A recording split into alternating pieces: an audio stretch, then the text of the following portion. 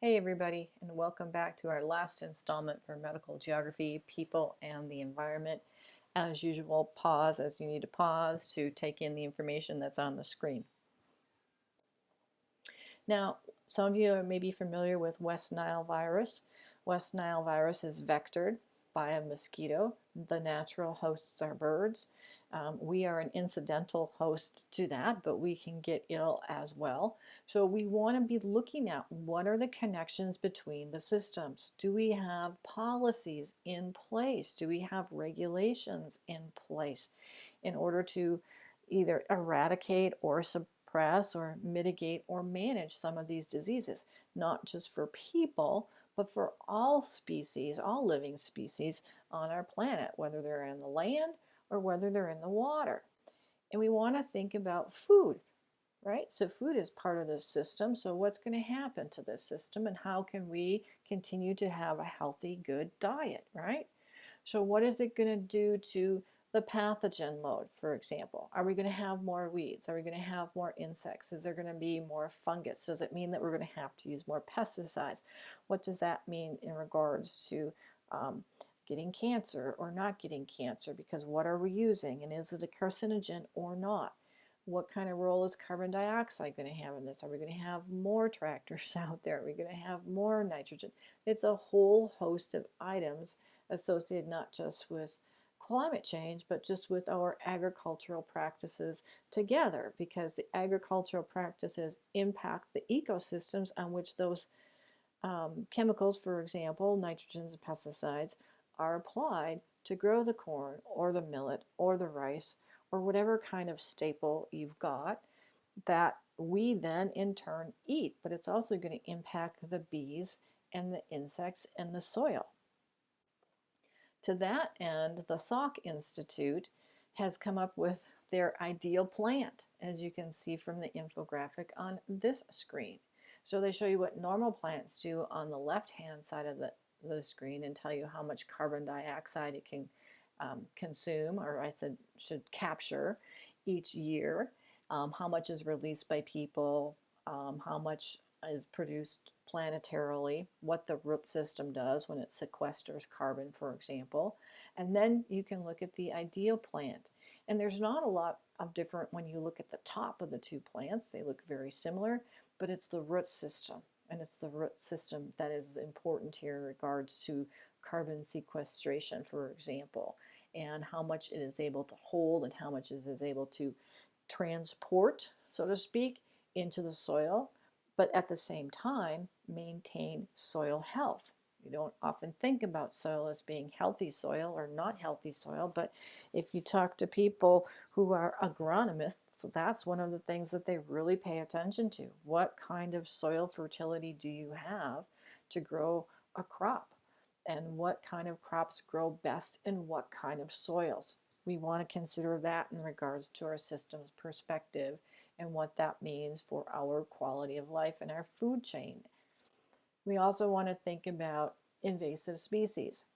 One way we can think about invasive species is something with these pelagic species. So these are ones that typically live in an open sea, but they make their way into inland systems, usually from shipping. So we can have those ugly Asian carp, those flying fish, as we see down in that lower left-hand corner of the screen, which are just annoying. We can also think about the big head and the silver carp as well. These are not species that are indigenous to North America. These are species that have been introduced to our freshwater systems and our internal systems, and they cause havoc with our aquatic ecosystems. And so from a conservation perspective, what does that mean for the health of the ecosystem, as well as what kind of diseases those species may be bringing with them and transmitting to species within the current ecosystem that have no immunity to it? And if we want to put it together, we can think about, of course, what kind of threat we might have with dogs. We looked at the heartworm stuff, right, earlier in one of our segments. But if we look at the vector-borne disease graphic at the bottom of the screen, you can see Where do we have those zoonosis ones, right? So when wild animals and our pets and livestock and birds and bats, whatever four-legged or winged creatures might be out there, we can think about the vectors. Are they the sandflies, the ticks, the midges, the mosquitoes, or something else? And then how it's transmitted to people as well as the animal community, right? So there's always going to be a connection between our human social system as well as our environmental system. We are embedded in each other and we cannot separate out. We also want to think about the role of policy, and we want to think about the role of politics. So the graphic that you're seeing here is just a short illustration of the difference in policy. So what kind of policy do governments take? And what kind of impact does that have on our dynamic planet, on our planetary ecosystem? And furthermore, what kind of an impact is it going to have on health and disease for us? What happens when our carbon dioxide levels go up, or the sulfur dioxide, or the nitrogen dioxide, or the mercury levels? And what position does a particular political party take relative to these? What position does an industry take to these particular challenges that we are currently facing in our world? Are they a resource maximizer who say, hey, it's here for me, I've got it, I'm gonna use it up, but I don't care if I save any? Or are you a resource minimizer? You're like, well, I know it's here, but I'm going to limit the amount that I use on a yearly basis, so I'm not using more than I need to at any particular time.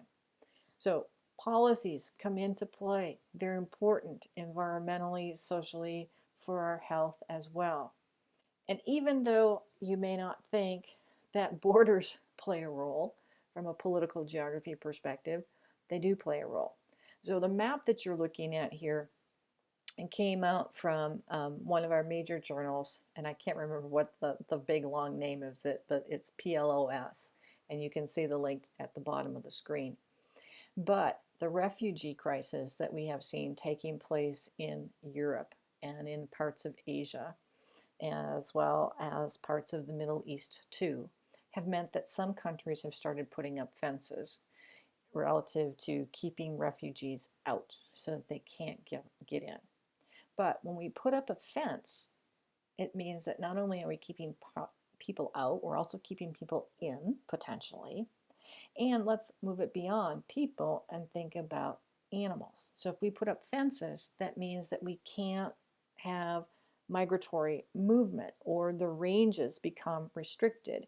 If the range of a species that's a four-legged species, for example, becomes restricted, that means that if we have a disease outbreak, it can be really, really detrimental to that particular population because maybe they don't have an immunity to it. Whereas if we'd maybe been able to have movement, maybe there could have been some immunity within that population versus no immunity, and vice versa. It works in every direction. But these things are all connected. These ideas are connected. And here on this graphic, 5 zoonotic diseases across the world. All right, we've got Ebola with bats. We have rabies with dogs. We have avian flu with chickens. We have the Middle East respiratory syndrome with camels. And we have Rift Valley fever associated with cattle.